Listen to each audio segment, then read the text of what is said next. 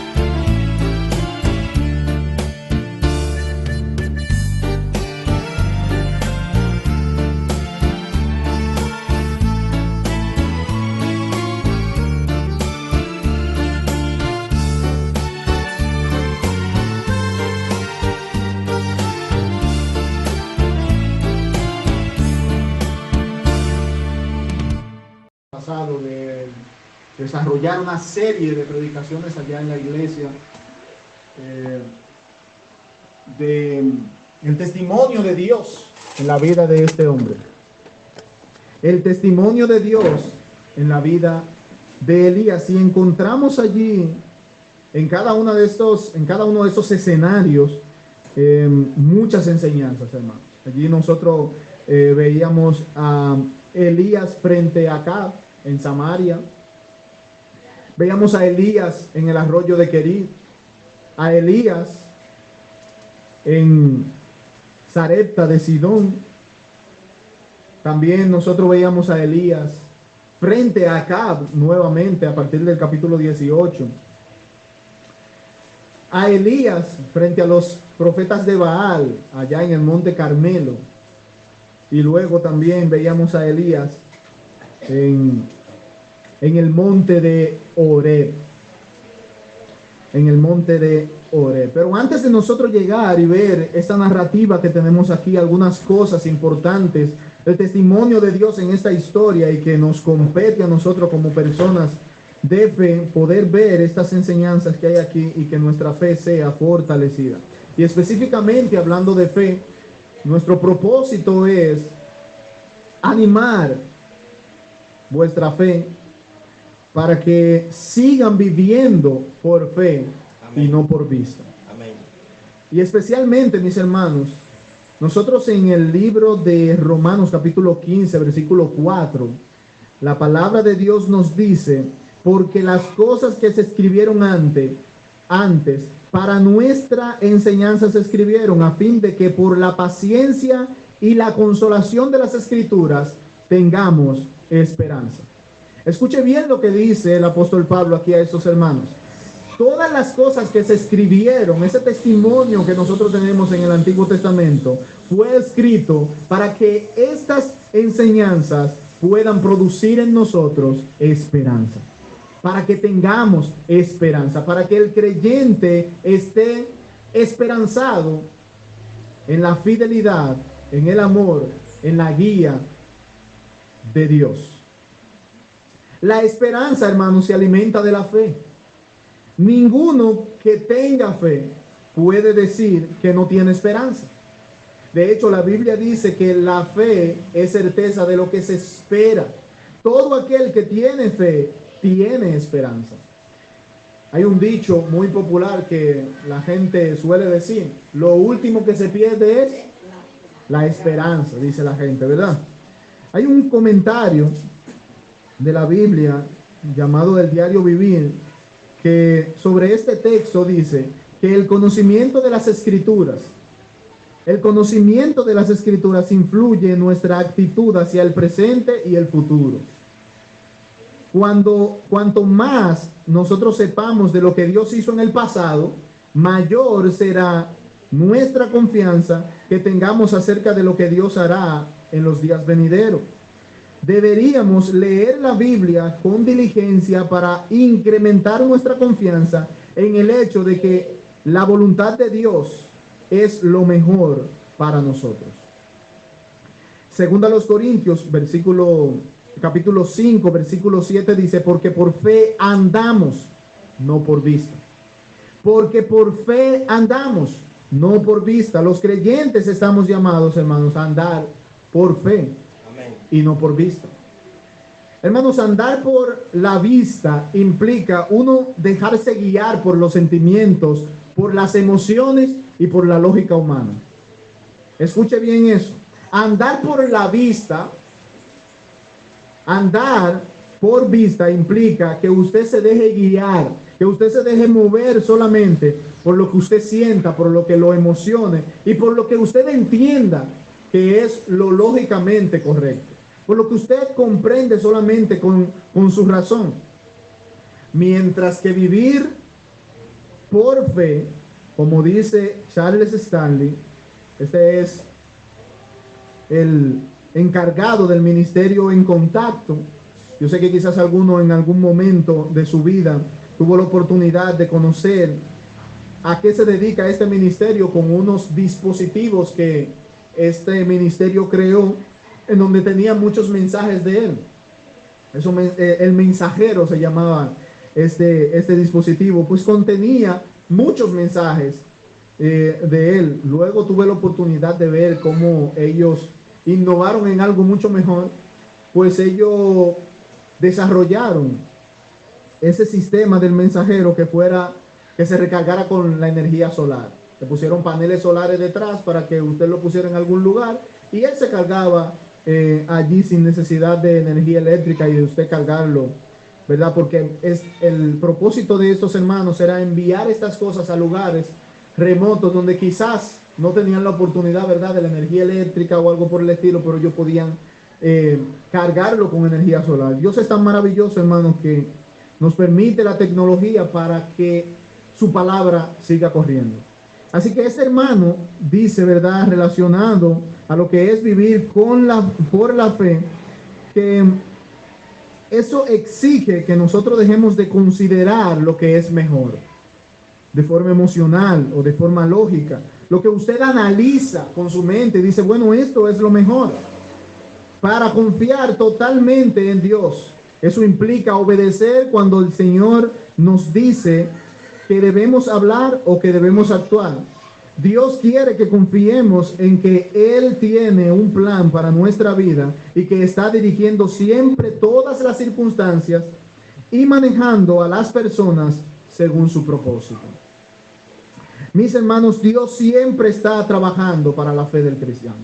Dios siempre está trabajando en la fe de sus hijos para fortalecerla, para purificarla de manera que pueda crecer y aumentar, y no lo contrario, que mengue y que nosotros estemos frustrados porque no entendemos algunas cosas. He hecho, mis hermanos, esta introducción tocando esos dos versículos de Romanos 15 y 2 Corintios capítulo 5, porque justamente nuestro estudio de hoy, relacionado con el profeta Elías, consiste en el testimonio que se nos ha dejado de él mismo como un hombre que en tiempos extremadamente difíciles supo vivir por fe y no por la vista. Queremos ver cómo luce la fe de un creyente que anda, o más bien dicho, cómo luce la vida de un creyente que anda por fe y no por vista, versus alguien que anda por vista y no por fe. Allí en esa historia usted podrá notarlo. Hermanos, la vida de Elías, todos esos capítulos que usted ve allí, el testimonio de Dios en su vida, nosotros vemos que está minada su historia de este aspecto de cómo andar por la fe y no por vista. Y tuvimos la oportunidad de leer el capítulo 17, después que dramáticamente Elías aparece en esta escena. Antes no vemos nada de Elías, no se dice nada, no hay antecedentes como nosotros conocemos de algunos profetas que podemos ver su vida, su crecimiento, hasta algunos su nacimiento, sus padres. Aquí nosotros no vemos nada y Elías aparece en esa escena en medio de un tiempo sumamente difícil que estaba pasando todo el pueblo de Israel, y de manera específica una zona de Israel que era el sur, porque se habían dividido. Esto se había vuelto inmoralmente y espiritualmente, había una decadencia, y Dios envía a este hombre ante el rey de aquella nación para confrontarlo y para emitir palabras de juicio.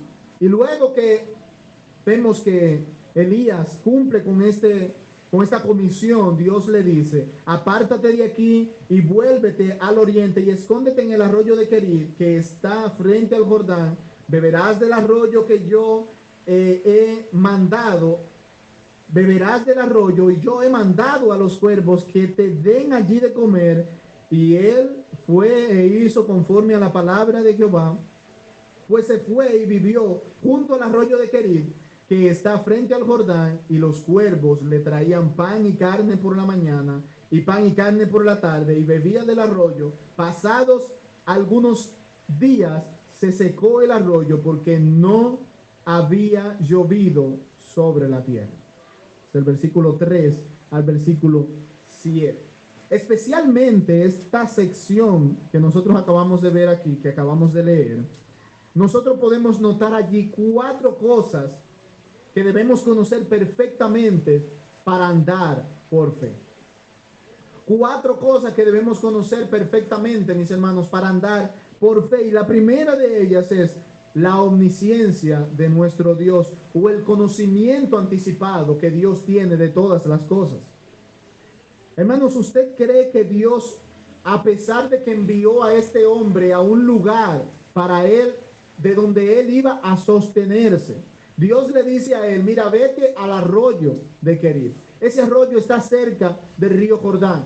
Vete hasta este lugar. Yo voy a enviar cuervos que te alimenten, que te lleven pan, que te lleven carne, y tú vas a beber del arroyo. De manera que el arroyo era parte de su sustento. Pero ¿saben una cosa? Producto del mismo juicio que Dios había emitido, ese arroyo se iba a secar. Y aquello que era una fuente de alimentación de este siervo, ya no iba a estar allí. ¿Y cree usted que esto se había escapado de la mente de Dios? No, Dios tenía un conocimiento anticipado de que eso iba a suceder. Y si nosotros queremos andar por fe, debemos tener pendiente que Dios tiene conocimiento de todo lo que sucede en nuestra vida antes de que venga nuestra vida. Número 2, nada, mis hermanos, obstaculiza los planes y el cuidado de Dios. Nada puede obstaculizar, no hay un obstáculo que eche a un lado los planes y el cuidado de Dios sobre los suyos. Cuando Dios le dice a este hombre, y mire, este hombre estaba en peligro, hermanos. Acab lo estaba buscando para matarlo. Todos los profetas de Dios en aquel entonces, entre Acab y Jezabel, los estaban eliminando, lo estaban acabando, pero Dios estaba guardando la vida de este hombre. Dios tenía planes y tuvo un cuidado muy especial con este hombre, porque nada obstaculiza a Dios. Dios lleva fielmente a cabo su plan. Si nosotros queremos andar por fe, y como ya hemos visto, como creyentes debemos andar por fe y no por vista, tenemos que tener pendiente que nada obstaculiza los planes de Dios y que nada obstaculiza el cuidado de Dios, el cuidado que Dios tiene sobre lo suyo. Número 3, Dios sigue teniendo control aún cuando el arroyo se secó. Hermanos, cuando el arroyo se secó, Dios seguía teniendo el control. Era una fuente de alimentación para alimentar a este siervo. De allí era que él se nutría todos los días, acompañado con los alimentos que el Señor le mandaba. Le digo algo, un ser humano puede durar mucho tiempo sin comer, pero no puede durar mucho tiempo sin beber. Él no puede durar más tiempo sin beber que sin comer. Y allí en ese momento, esa fuente que él tenía para su sostenimiento, junto con esos alimentos que Dios le enviaba, se secó. Se secó. Elías, hermano, no fue un daño colateral cuando el río se secó, producto del juicio de Dios. El juicio de Dios, hermano, también puede alcanzar a aquellos que siguen al Señor. Dios emitió ese juicio y esas brasas del juicio de Dios también Elías las sintió. Fue un fuego terrible, una sequía de 3 años y medio. Usted se puede imaginar que dure tanto tiempo sin llover. Un contexto que vivía de lo que trae la lluvia, de la agricultura y de todo esto que nosotros vemos aquí. Dios seguía teniendo el control.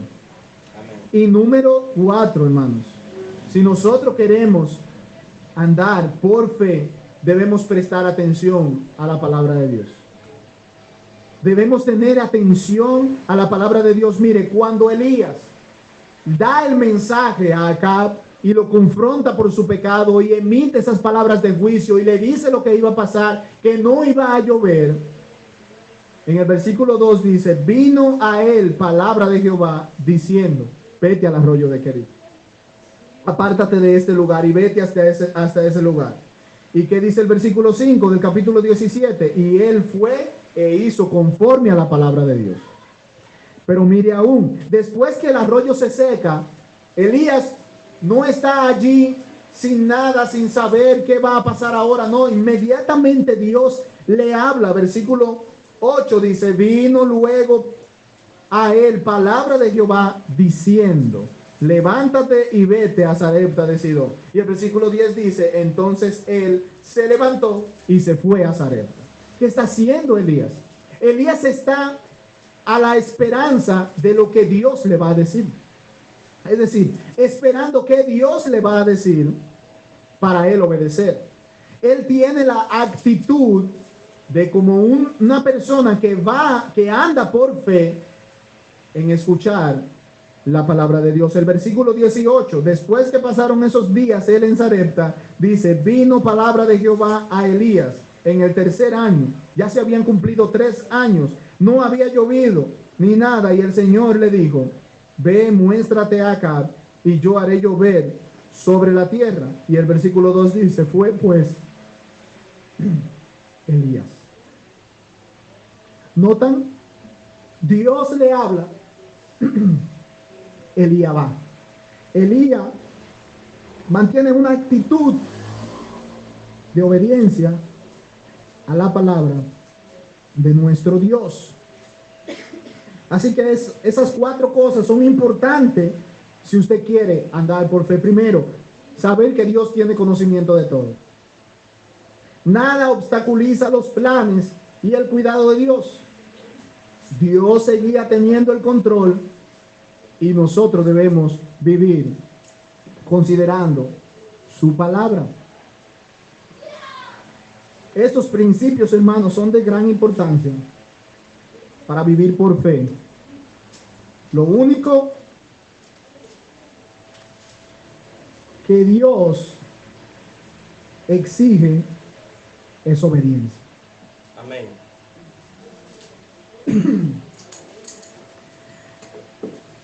Ese es el primer resultado de vivir por la fe. Responder en obediencia. Pasados algunos días, se secó el arroyo, porque no había llovido sobre la tierra. Vino luego a él palabra de Jehová diciendo, levántate, vete a Sarepta de Sidón y mora allí. Y he aquí, yo he dado orden allí a una mujer viuda que te sustente. Cuando Dios envió a Elías al arroyo de Querid, él debió caminar desde Samaria hasta el arroyo unos 50 kilómetros. 50 kilómetros sin tener los medios que nosotros tenemos hoy en día, caminos bien allanados, vehículos, ir hasta aquel lugar caminando 50 kilómetros. Habitar en un lugar completamente inhóspito y solitario. Nadie había allí. Ser alimentado por cuervos, por animales de rapiña. Esos animales, hermanos,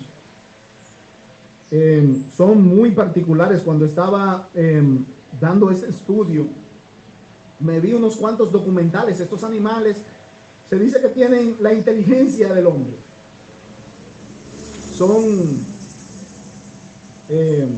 Ellos pueden comer la carne, como también pueden comer otras cosas que no sean carne.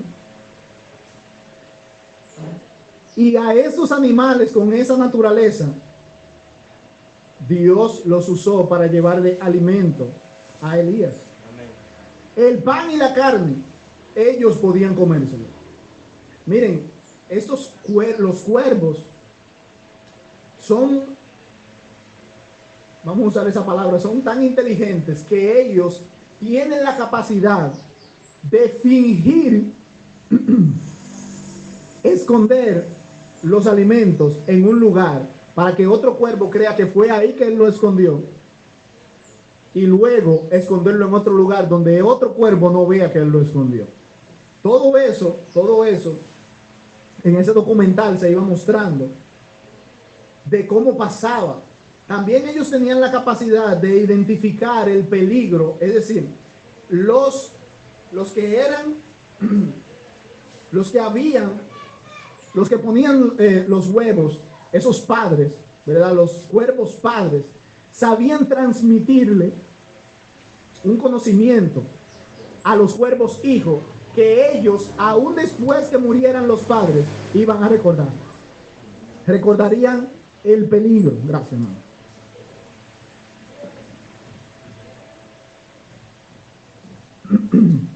Así entendemos a Elías, que necesitaba el agua del arroyo.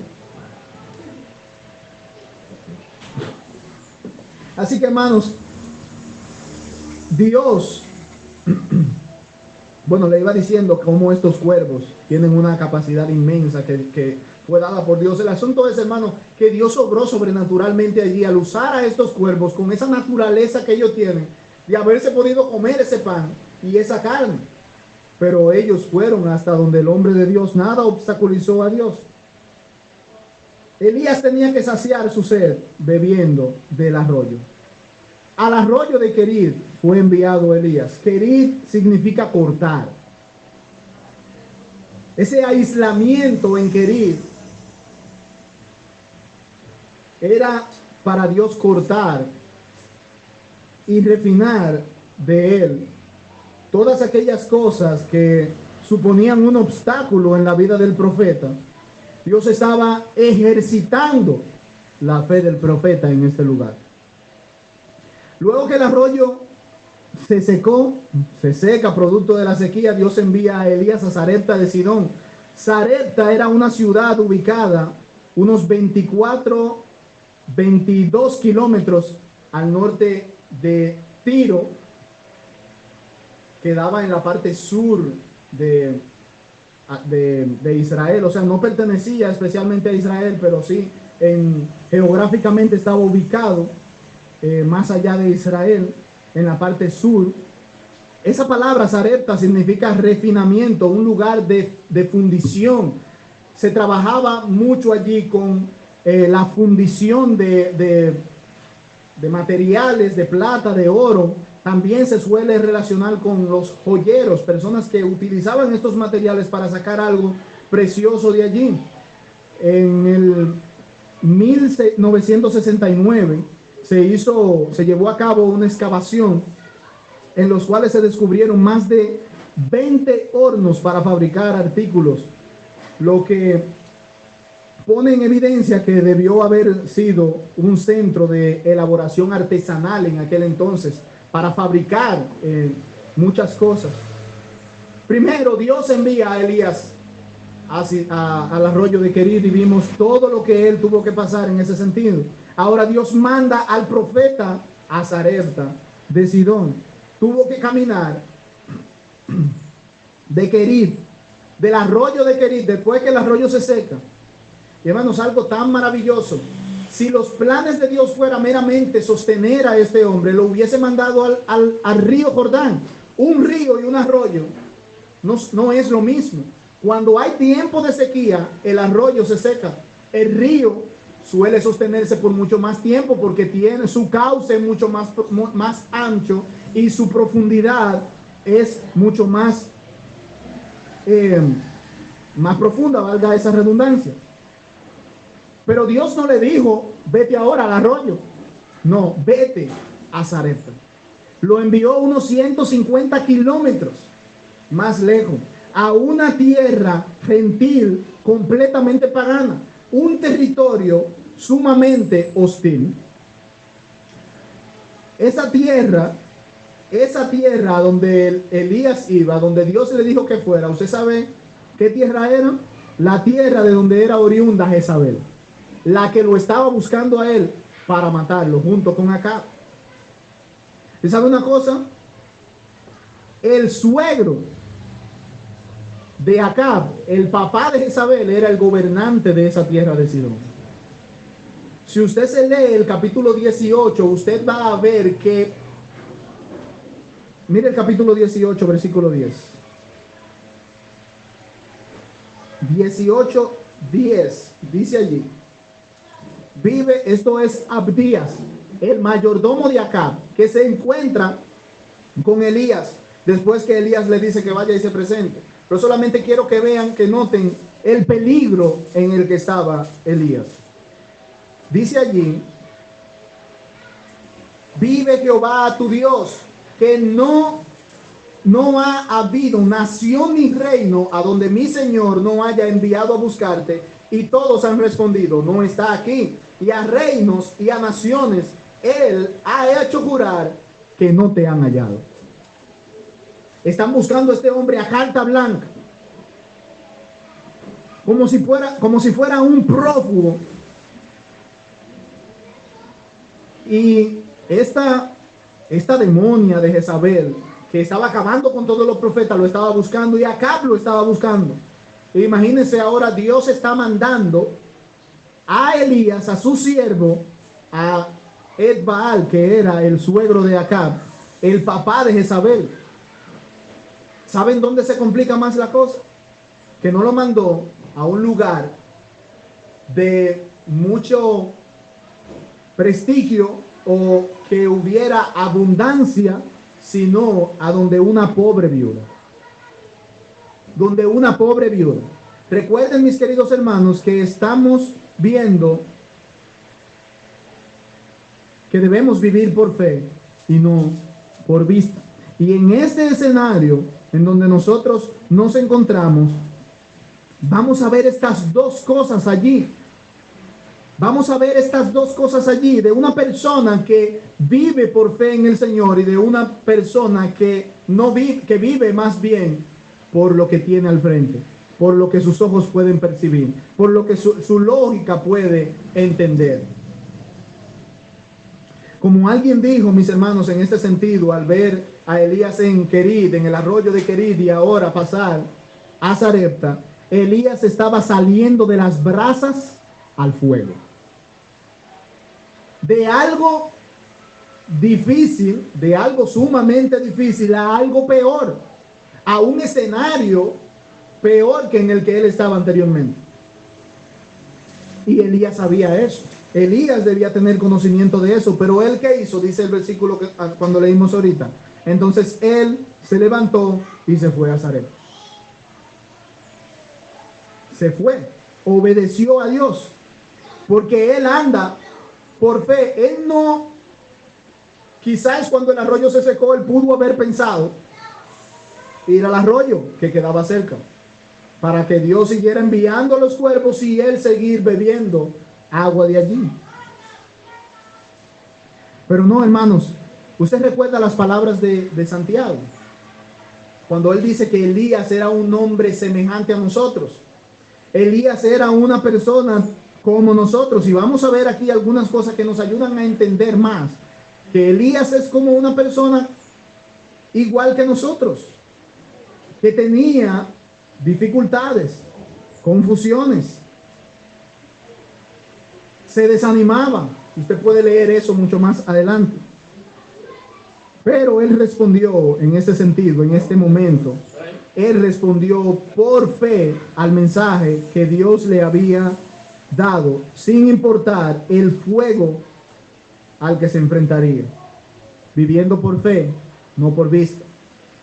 Nuestra lógica humana, hermanos, puede habernos dicho otra cosa en medio de este escenario cuando el arroyo se secó, pero él esperó en la palabra del Señor y obedeció en las palabras del Señor. Pasados algunos días se secó el arroyo porque no había llovido sobre la tierra. Vino luego a él palabra de Jehová diciendo: levántate, vete a Sarepta de Sidón y mora allí. Y he aquí, yo he dado orden allí a una mujer viuda que te sustente. A simple vista, hermanos, parece que el texto sugiere que Dios reveló su plan a la viuda. Más adelante vemos que no es así. Es decir, cuando usted ve que Dios le está diciendo estas palabras a Elías: mira, vete hasta ese lugar, ve a Sarepta, yo he dado orden a una viuda para que te sustente. Pareciera, si nosotros leemos esto allí, que Dios le está diciendo a Elías que él había hablado con esa viuda, que tenía ya un conocimiento previo de Elías, para que ella lo sustentara a él cuando él llegara. Pero cuando nosotros llegamos En los versículos adelante, en el mismo versículo 10, cuando Elías dice que él va hasta aquel lugar y llega, él ve a esa viuda que lo que está es recogiendo leña. Parte del juicio de Dios había llegado a esos lugares alrededor allí y había una hambruna terrible. Y esta mujer no tenía esposo, no tenía alguien que fuera por ella a buscar su sustento para ella y para su hijo, sino que ella misma estaba buscando, recogiendo leña para preparar esto. Si esta mujer no tiene ni idea de que ese hombre está haciendo allí. ¿Por qué, hermanos? Es importante saber eso.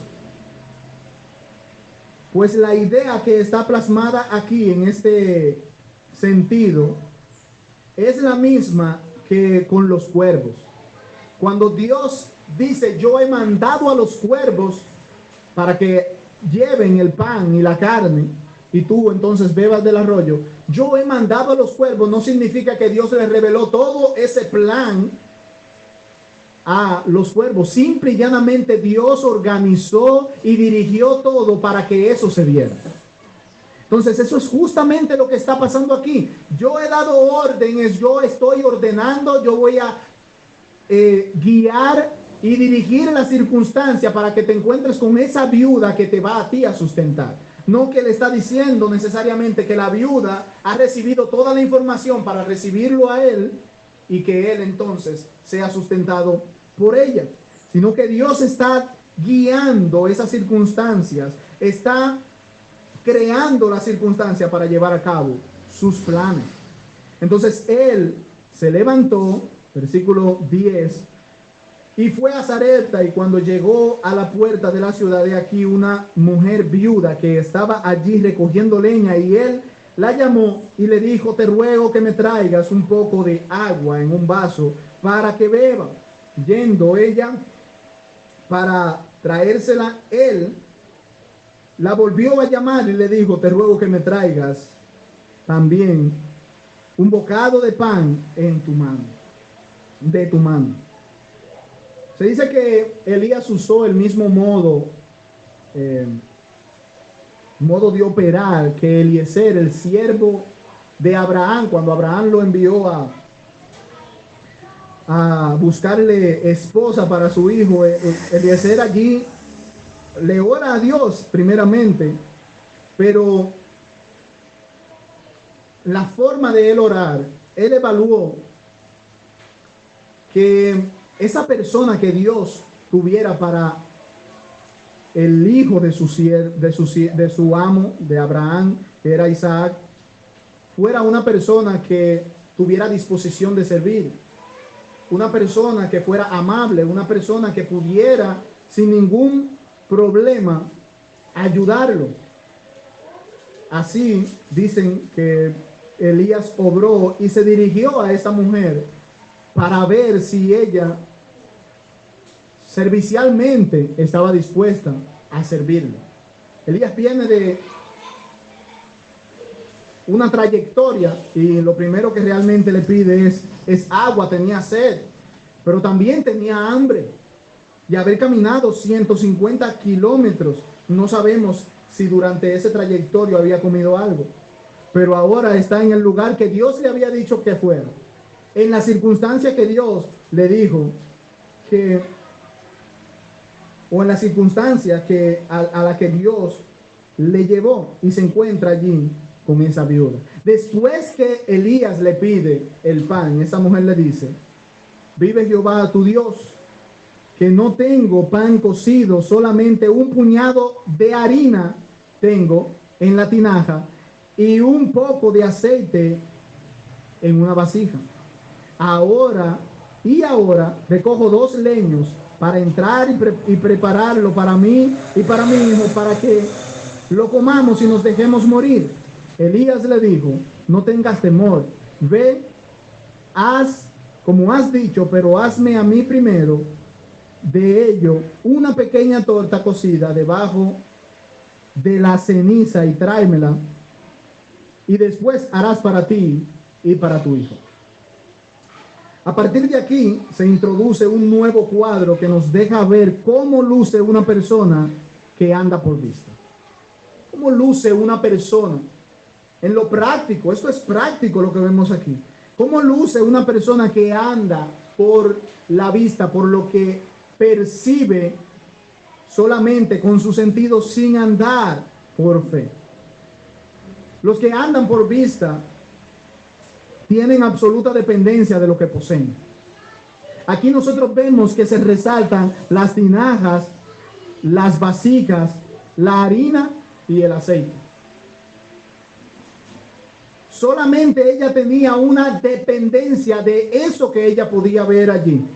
Hoy en día, mis hermanos, esto vendría siendo la despensa, la cartera, los ahorros, la nevera, lo que tenemos a nuestra disposición para poder sostenernos.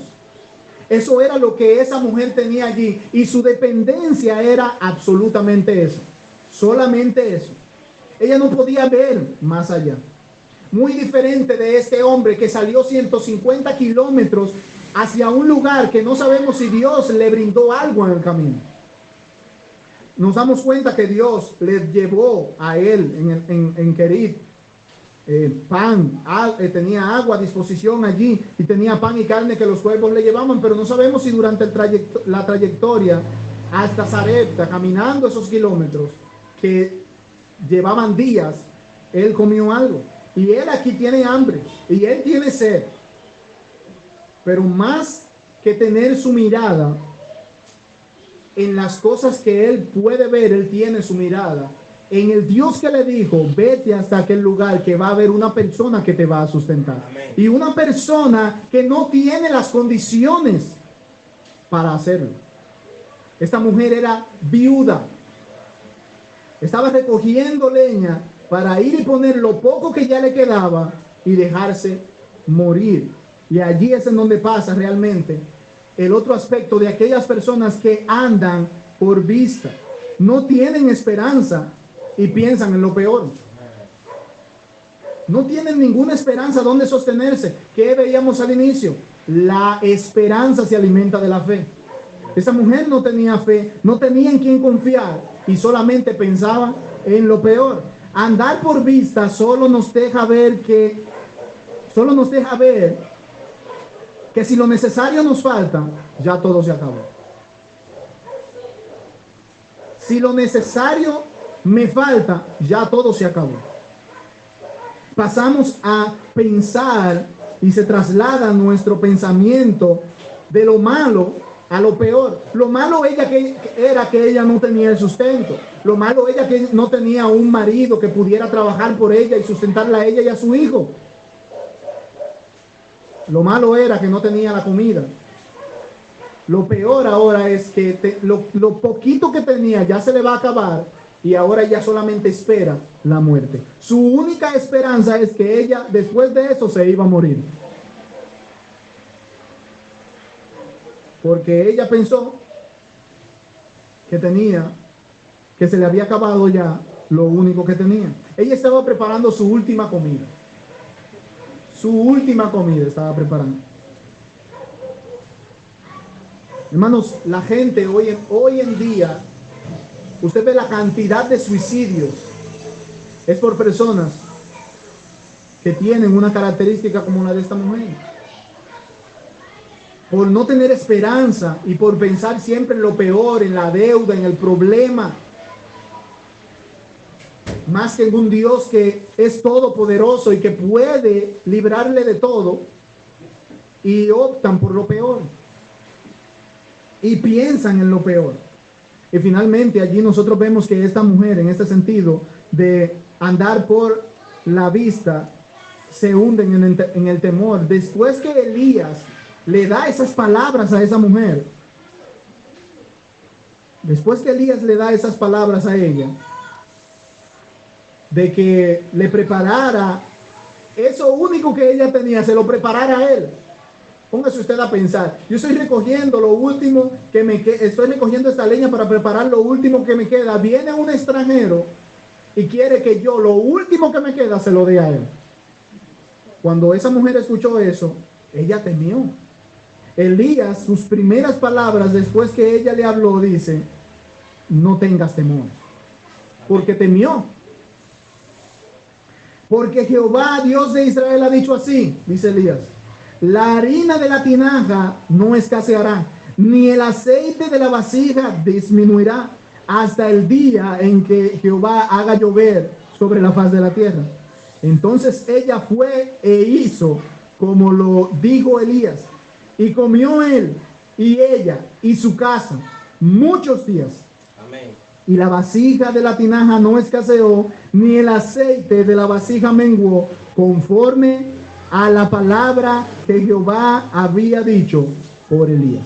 Amén. Ese es nuestro Dios, hermano. Amén. El Dios de Elías es tu Dios. Por tanto, nuestro propósito es que esa fe que tienes en Dios pueda crecer más. Que independientemente de las circunstancias que puedas estar viviendo hoy en día, en la que Dios mismo haya preparado para llevarte, ¿sabe qué Él está queriendo? ¿Qué Él está haciendo? Refinando esa fe. Como trató de refinar la fe del profeta en el arroyo de Querit, como trató de refinar la fe del profeta ahora en este escenario. Porque Dios siempre está trabajando para hacer crecer la fe de sus hijos en Él. Amén. Eso es lo más importante. Y lo que nosotros debemos hacer es, hermano, confiar en las promesas de Dios. Amén. Necesitamos reafirmar que para andar por fe debemos renunciar a la lógica humana y aferrarnos a lo dicho por Dios. Necesitamos dejar de pensar en el hecho de que en la nevera no hay nada, de que la cartera no tiene nada. Necesitamos dejar de pensar en el hecho de que no tenemos los recursos, o se me enfermó el hijo, o ahora tengo este problema. Más bien debemos nosotros de ponernos a pensar en aquel que tiene la capacidad de llenar esa nevera. Y no quiero ser, hermano, aquí, no estoy aquí para hablar de un evangelio de prosperidad, sino, hermanos, de confiar en el Dios que tiene el control de todas sus circunstancias, de todo lo que usted puede estar pasando, así como Dios tenía el control de todo lo que estaba pasando en la vida de Elías y todo lo que iba a pasar en la vida de esta mujer. Aferrémonos a lo dicho por Dios. No solo de pan vivirá el hombre, sino de lo que Dios dice. Eso dice su palabra. No solo de pan vivirá el hombre, sino de lo que Dios dice. Cualesquiera que sean tus necesidades, no olvides al Dios de Elías. No te olvides del Dios de Elías. Pues la veracidad intachable, la fidelidad inmutable y el poder absoluto de Dios en el cumplimiento de su palabra son los fundamentos sólidos en los cuales puede descansar con seguridad tu fe. Debes hacerla descansar en la verdad intachable de Dios, la promesa fiel que Él tiene en su palabra y el poder absoluto que Él tiene para hacer todas las cosas. Dios nunca pierde, hermanos, el control.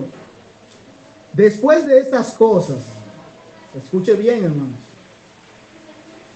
Elías llegó allí, llegó esa bendición de parte de Dios. Esta mujer estaba recibiendo este beneficio. La tinaja, las vasijas allí, la harina, el aceite, no escaseaba.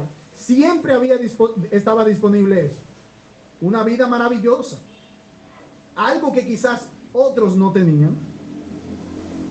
De hecho, es maravilloso como Jesús en el Nuevo Testamento dice, en el tiempo de Elías, había muchas viudas en Israel, pero Dios lo mandó a una viuda que estaba fuera de los límites de Israel.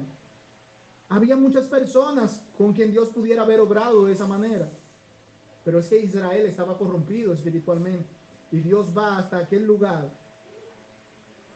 para tomar a esta mujer y hacerla una persona de fe. Pero todo está marchando color de rosa hasta el momento en que leemos a partir del versículo 17. Dice, después de estas cosas, aconteció que cayó enfermo el hijo del ama de la casa, el hijo de la viuda. Y la enfermedad fue tan grave que no quedó en él aliento. Y ella dijo a Elías, ¿Qué tengo yo contigo, varón de Dios? ¿Has venido a mí para traer a memoria mis iniquidades y para hacer morir a mi hijo? ¿Has venido aquí con esos fines? ¿Qué tengo yo contigo, varón de Dios? Esta viuda estaba librando, hermanos, una gran batalla. ¿Qué tengo yo contigo, varón de Dios? Esas palabras manifiestan su enojo y resentimiento por haber aparecido el profeta en su vida. Pero ella misma tiene que tener conocimiento que a través del profeta ellos estaban vivos aún. Dios a través del profeta, por Dios haber obrado a través del profeta, ella lo reconoce como varón de Dios. Ese varón de Dios fue el que te permitió que hasta el día de hoy tú estés sustentada. Sin embargo, cuando llegó a la dificultad, se desplomó. Se desplomó. Dios quiere trabajar en la fe de esta mujer también. En ese momento ella seguía andando por vista. Seguía andando por la lógica humana. No comprendía que el Dios que evitó que ella y su hijo murieran de hambre antes, que lo sustentó milagrosamente, tenía poder absoluto para hacer cualquier cosa, aún levantar a los muertos o sanarlo de aquella enfermedad, porque primero él cayó en una enfermedad. Sinceramente, hermanos, que esto debe de darnos muy fuerte en el corazón, porque muchas veces nos cargamos de ira y resentimiento en cosas que sabemos que Dios puede obrar y nosotros nos desenfocamos y miramos la situación, como lo hizo esta mujer. Y ella prefirió, en ese momento, ella entiende que la presencia del profeta allí ha sido una maldición. Tú has venido a mí para traer a memoria mis iniquidades y para hacer morir a mi hijo. Ella está diciendo que la culpa de eso es la presencia de ese profeta allí. Aunque especialmente ella está entendiendo que ella se cargó, su corazón se cargó y se llenó de un sentimiento de culpa por sus pecados pasados. Ella está pensando que la presencia de ese varón de Dios allí va a traer como resultado, o trajo como resultado esa situación por sus pecados pasados. Por eso ella dice eso y proyecta esa culpa diciendo que su hijo había muerto para hacer morir a mi hijo. Y está diciendo eso a Elías. Y por tanto, ¿qué tengo yo contigo? ¿Qué te he hecho yo a ti? Yo te he recibido a ti en este lugar. O sea, hermanos, esta mujer se desplomó de tal manera que se olvidó del Dios que estaba obrando a través de ese varón. Se olvidó de ese Dios que los había sustentado milagrosamente por mucho tiempo. Él le dijo, Elías, dame acá a tu hijo.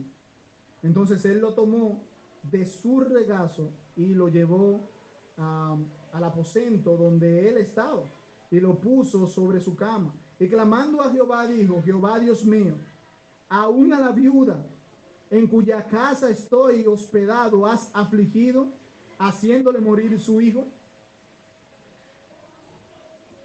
La primera parte de la oración que Elías eleva a Dios muestra cuán desconectado y confundido él estaba. En ese momento cuestionó los propósitos de Dios, pues él los desconocía. Y aquí, hermanos, esta parte de la historia me agrada porque veo a Dios trabajando en la vida de los dos, en la vida de la viuda, en la vida de Elías. Pues Elías también en cierto momento pensó de forma lógica. Escuche la pregunta, escuche esa pregunta. Aún a la viuda en cuya casa estoy hospedado has afligido, haciéndole morir a su hijo. Con estas palabras Elías está Su confusión es pensando de manera lógica. Óyeme, esta mujer me ha recibido a mí. Tú me enviaste a donde ella para que ella me sustente, me reciba en su casa, me tiene aquí un lugar y ahora tú haces que el hijo de ella se muera. Eso es lo que Elías le está preguntando, porque en un momento pensó y consideró lo que estaba sucediendo por lo que él estaba viendo y lo que entendía de manera lógica, y no por la fe. No entendía que esas circunstancias estaban en perfecto control de Dios, y Dios sabía que eso iba también a suceder. Aquí, hermanos, nosotros podemos entender más Santiago 5:17. Elías sintió confusión. Él era una persona común y corriente como nosotros. Así como nosotros a veces sentimos confusión, Elías también la sintió. Se nos dice eso porque Elías fue una persona que oró y el cielo fue cerrado. Oró otra vez y el cielo se abrió. Oró a Dios y fuego cayó y consumió un sacrificio. Un hombre que tenía una comunión con Dios, y vemos allí su vida, pero él sintió confusión. Y más adelante lo vemos sintiendo temor, sintiendo miedo, escapando por su vida. ¿Saben cuál es el secreto de todo eso? Usted veía que al principio leíamos, cuando él fue frente a Acab, vino palabra de Jehová. Cuando el arroyo se secó, vino palabra de Jehová. En estos momentos, después que pasa ese escenario, viene a él palabra de Jehová, y él está constantemente en ese momento obedeciendo esa palabra. Pero más adelante, cuando se llena su corazón de miedo, él no escuchó, no esperó la voz de Dios. Ahí es en donde está el secreto, mis hermanos. Si nosotros queremos andar por fe y no por vista, desechar toda nuestra lógica humana y nuestra comprensión y lo que nosotros entendemos que es mejor para nosotros, y no lo que Dios tiene destinado para nosotros y lo que Dios está obrando en nuestras vidas. Si nosotros no entendemos y no procuramos vivir conforme a lo que Dios ha dicho y esperar en su palabra, entonces va a pasar nuestras cosas. Nos vamos a desplomar, vamos a sentir confusión, vamos a sentir temor cuando llegue el momento o esas circunstancias adversas. Así nos sucede muy a menudo. Nosotros también sentimos confusión. En ese pequeño instante, Elías estuvo mirando la situación desde la lógica humana. Aún a la viuda en cuya casa estoy hospedado has afligido, haciéndole morir su hijo. ¿Es eso lógico, Dios, que tú lo hagas? Y pareciera que Dios hubiese perdido el control. Se esperaba la mujer esperaba que la presencia de ese hombre allí fuera siempre de bendición. Elías esperaba que por su presencia allí en ese lugar, todo sería beneficiar a esta mujer que con tanta solidaridad le ha recibido y ha obrado, le ha dado su casa, todo allí, el sustento que él necesita. Así que ambos han pensado en cierto momento por la lógica humana. Elías dice allí que él se tendió sobre el niño 3 veces y clamó a Jehová y dijo: Jehová, Dios mío, te ruego que hagas volver el alma de este niño a él. Y Jehová oyó la voz de Elías y el alma del niño volvió a él y revivió. En la primera parte de su oración notamos que aprendió. En esta segunda parte más bien de su oración, vemos que él aprendió a captar la grandeza de Dios. Elías estaba pidiendo algo a Dios que nunca había sucedido en la historia humana. Al menos eso no está registrado allí. Que Dios hiciera resucitar a una persona antes de esto aquí no está registrado. No existe ese testimonio entre el pueblo de que Dios lo pudiera hacer, pero él se canalizó en la grandeza de que Dios sí tenía el poder de hacerlo. Amén.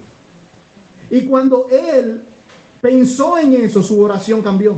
Ya no vemos a un hombre que está confundido por esa situación, sino a una persona que ora pidiéndole a Dios que obre y se encargue de lo que él quiera hacer. Y ha dejado en sus manos, en las manos de Dios, todo para para cuanto Él quiera hacer que haga. Pero un detalle, mis hermanos, importante aquí: Elías se tendió 3 veces sobre el niño. Lo que más podemos entender es que Elías buscaba darle calor al niño, al cuerpo del niño, para que se reviviera. Aquí hay 2 aspectos. Mientras Elías está orando a Dios para que Él obrara, Él está haciendo lo que Él considera que está en sus manos. Y a veces nosotros nos comportamos así, de esa manera, que creemos que las cosas van a venir así como llegaron. Si hay cosas que se pueden hacer mientras oramos a Dios, debemos hacerlo. Debemos hacerla, debemos obrar, no debemos quedarnos con los brazos cruzados, sino como Elías está haciendo aquí. Elías está orando a Dios, pero él está actuando con lo que él entiende que puede hacer. Cuán diferentes se tornaron las palabras de su oración cuando consideró el poder y la grandeza de Dios. Cuando consideró que para Dios no hay límites. Esto debió de ser trascendental para la fe de Elías en ese momento. Tomando luego Elías al niño, lo trajo del aposento a la casa y lo dio a su madre, y le dijo Elías: mira, tu hijo vive. Entonces la mujer dijo a Elías: ahora conozco que tú eres varón de Dios y que la palabra de Jehová es verdad en tu boca. También la perspectiva en medio de esta situación, también la perspectiva de la mujer se tornó en otro rumbo. Aprendió a confiar en el Dios de Elías. Esta nueva experiencia le otorgó más confianza. Ahora el propósito de Dios era muy evidente. No era por su pecado, como ella bien creía.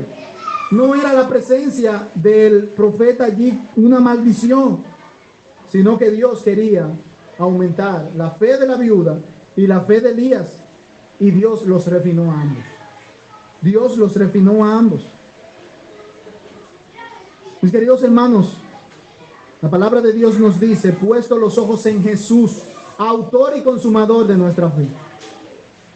Y ese es el propósito de esa historia allí. Que nosotros nos mantengamos con nuestra mirada en Dios, en el Dios de lo imposible, en el Dios que obra y que trae situaciones a nuestras vidas para aumentar nuestra fe, para refinar nuestra fe. Si nos desplomamos en esos momentos, nos queda solamente confiar en nuestro Dios. Quiero hacer algunas preguntas de reflexión para terminar. En esta época que está igualmente caracterizada por los tiempos que estaba viviendo Elías, con situaciones que también a nosotros se nos presentan, acudes a la presencia de Dios y a su protección en esos momentos difíciles. ¿Cómo respondes a las circunstancias que son adversas? ¿Te desplomas como lo hizo esa mujer?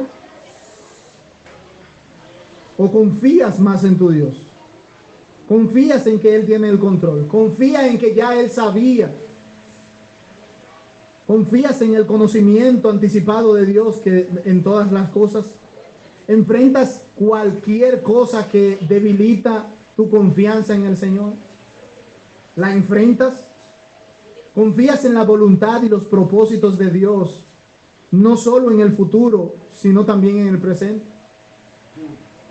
Muchas veces nosotros somos muy buenos cuando se trata de nuestra fe en el futuro, pero cuando ese futuro llega y se hace presente, nos desplomamos. Y no solemos confiar con la misma seguridad que nosotros decíamos que íbamos a confiar cuando llegara ese futuro. Recurres al Dios cuyo poder no tiene límite alguno en medio de esas situaciones.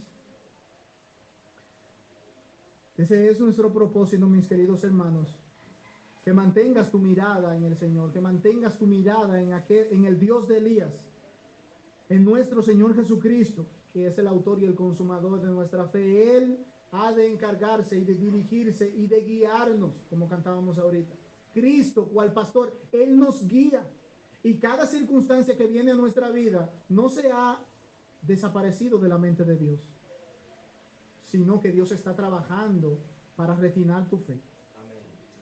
Termino con las palabras de un autor llamado Arthur Pym. La fe no se ocupa de las dificultades, sino de aquel para quien todo es posible. La fe no se ocupa de las circunstancias, sino del Dios de las circunstancias. Señor y Dios, gracias por tu palabra. Bendito y alabado sea tu nombre, Señor. Gracias por permitirnos este tesoro que forma nuestras vidas, que aumenta nuestra fe, que confronta nuestros corazones y llena nuestra vida de virtudes para vivir por fe y renunciar a la lógica humana. Ayúdanos a confiar cada vez más en ti. Gracias, Señor, por tu palabra. Gracias por este tiempo. Gracias por cada uno de estos hermanos. Quiero pedirte, Señor, en este momento una bendición muy especial por este ministerio, por esta iglesia, por la familia pastoral que dirige y que preside aquí, por cada uno de los ministerios de esta iglesia, Señor. Bendícelos, prospéralos, de manera y modo, Señor, que la fe de estos hermanos y aquellos que están en el mundo y que andan por vista puedan ser alcanzados, y que la fe de estos hermanos pueda crecer, puedan edificarse cada vez más sobre la roca que es nuestro Dios. Gracias, Señor. Gracias por tu salvación. Gracias por Cristo. Gracias por tus promesas. Gracias por el Espíritu Santo en medio nuestro. Nos recuerda la verdad. Prospéranos. Prospera nuestra alma en ti, en el nombre de Jesús. Amén. Que Dios les bendiga, mis hermanos. Amén. Abundantemente.